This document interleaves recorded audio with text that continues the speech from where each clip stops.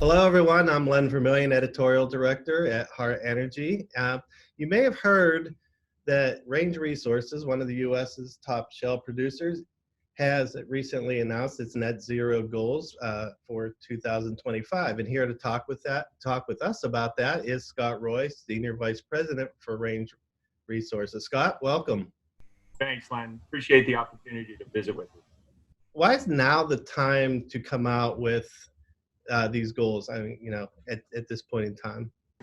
Range firmly believes that natural gas as part of the energy mix is clearly a part of the solution, Mhm. rather than the theory that suggests that the only way to address the environmental issues of the day is to exclude fossil fuels as part of the mix. We think that the facts bear out that increased use of responsibly produced natural gas has actually improved the environment while continuing to offer a sustainable, low-cost energy option for folks. This has certainly been seen here domestically, but beyond that, has the potential to address energy poverty issues worldwide. Reflected in our report is a reference to an IEA report that showed that there are approximately 2.6 billion persons in the year 2019 without access to clean fuel, and as a result, somewhere in the neighborhood of 2.5 million individuals die of premature death resulting from their lack of access to clean fuel. So we believe that natural gas is addressing environmental issues today and has the potential to do much more in the future. And so with that in mind, our take is that by articulating aggressive but achievable goals, including net zero within the next 5 years, along with a transparent disclosure, fact-supported accounting of our performance on a whole host of issues, hopefully will allow more folks to understand what we understand, that natural gas is part of the solution. Right. And obviously, right now, communicating that message is very key for the industry. Do you feel like you're putting yourself in a position for Range to take the lead in defining that narrative for, along with other shale producers? Our experience has been that leaning forward, engaging in the discussion, committing to goals will draw others to the conversation. Not necessarily demanding that that peers, for example, set the same goals, but draw them into the discussion. That was our experience when we were the first company to disclose the chemicals used in fracking years ago. Saw the same with respect to our water reuse and recycling programs. It brought others into the discussion and caused them to examine the feasibility and application for their own operations. So without question, I think we're drawing attention to the issue, and the hope is that we'll see the positive engagement across the sector. As you mentioned earlier, it is an ambitious target, but it's achievable. So what's the plan? How will you guys go about achieving these goals? Well, importantly, we're not resting on our laurels. As articulated in the report, we've seen significant reduction, particularly over the last couple of years. We've seen a 44% reduction in emissions, and we believe that we've got some additional run room there. We'll continue to focus on opportunities to further reduce those emissions. So we're not stopping where we are and simply saying we're going to offset that. We're going to continue into the future to try and further reduce our emissions. But given our understanding of the emissions and where they will be over the next several years, we are supremely confident that we can offset those emissions by opportunities and technologies available today. As articulated in the report, one of the mechanisms we will use to offset is reforestation and forest management. There are other solutions currently available that we can use, but have not committed to achieve that. But we also feel one of the other reasons to set the goal now, Len, is this is a quickly evolving area of focus, that there are new technologies being developed all the time. And our sense is that there will be new opportunities for offsetting emissions as well as reducing emissions developed over the course of the next couple of years. So our sense is that we will have a fairly diverse portfolio of means to achieve that net zero goal by the target date. And I would add that that's kind of been the Range story all along, that we have been an early adopter of technologies, one of which is reflected in the report and is directly related to the issue of emissions, that being the electric fleets. We're committed to doing the same, working with those who are developing the technology to advance this discussion. And you mentioned a couple of times the corporate sustainability report that really had some impressive numbers in there that you guys, can you talk a little bit more? I know you mentioned a few things about the achievements you've already made towards this. I mean, we're not starting from scratch here. Right. And let me, if you don't mind, let me share with you that the report, I would suggest in summary, Len, is really a story about how doing the right thing is good for the bottom line.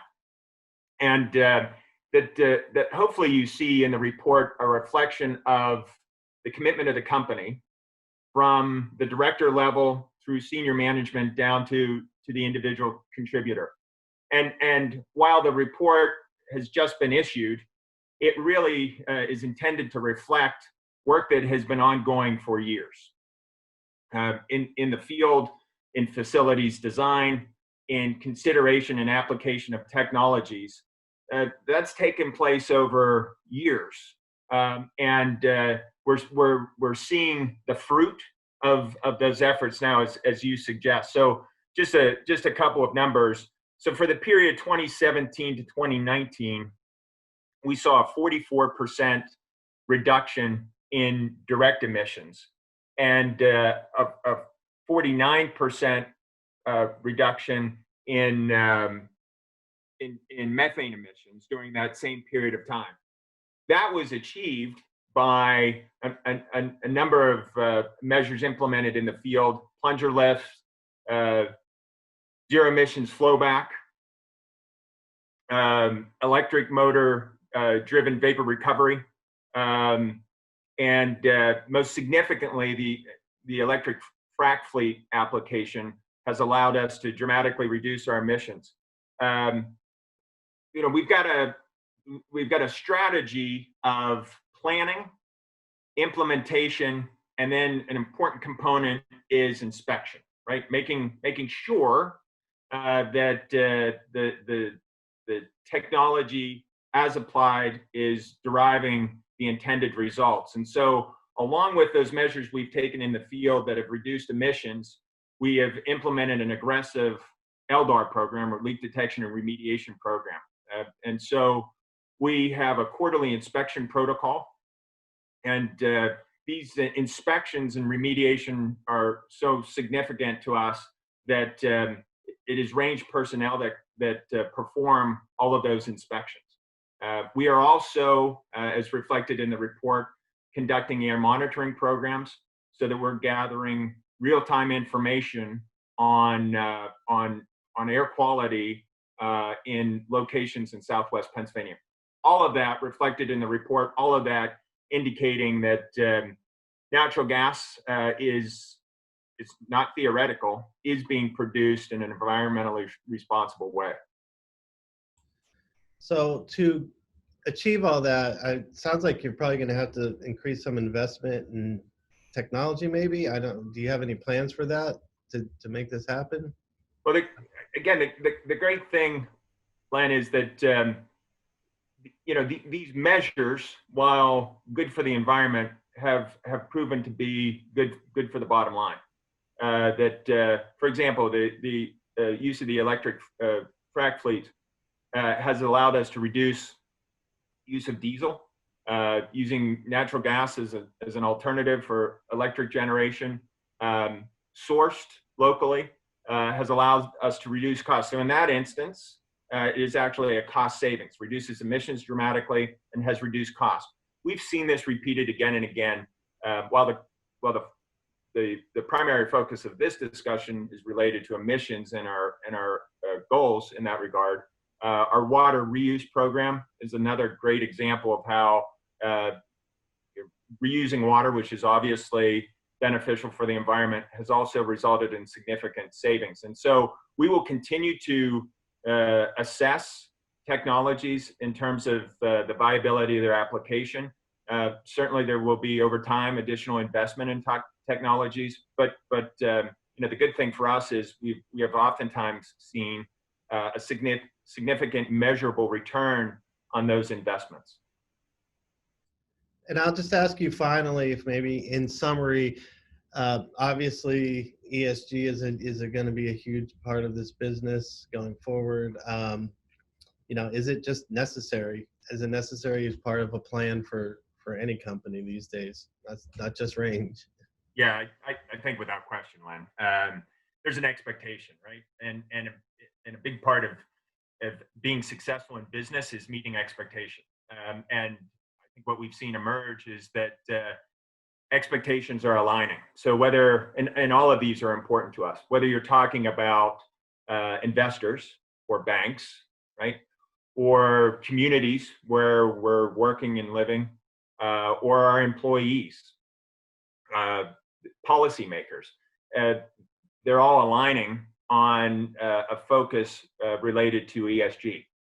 They want to understand a company's commitment and performance in that regard. And so I think without question, it is becoming increasingly important, and I think is starting to be observed as a basis for positive differential. In other words, those companies who have a strong commitment and are able to demonstrate performance as it relates to ESG are being recognized in a positive way. That's certainly our hope from a Range perspective, and I think you see it being borne out. Okay. Well, Scott, thank you for taking the time. I know you got a lot going on. Everybody's busy these days, right? So again, it's just a huge subject. We could talk forever. So I'll let you go for now. Maybe we can talk again another time, and sure we'll have the opportunity all year. I look forward to that, Len. I appreciate your time. It was good to be with you, and look forward to talking to you again soon.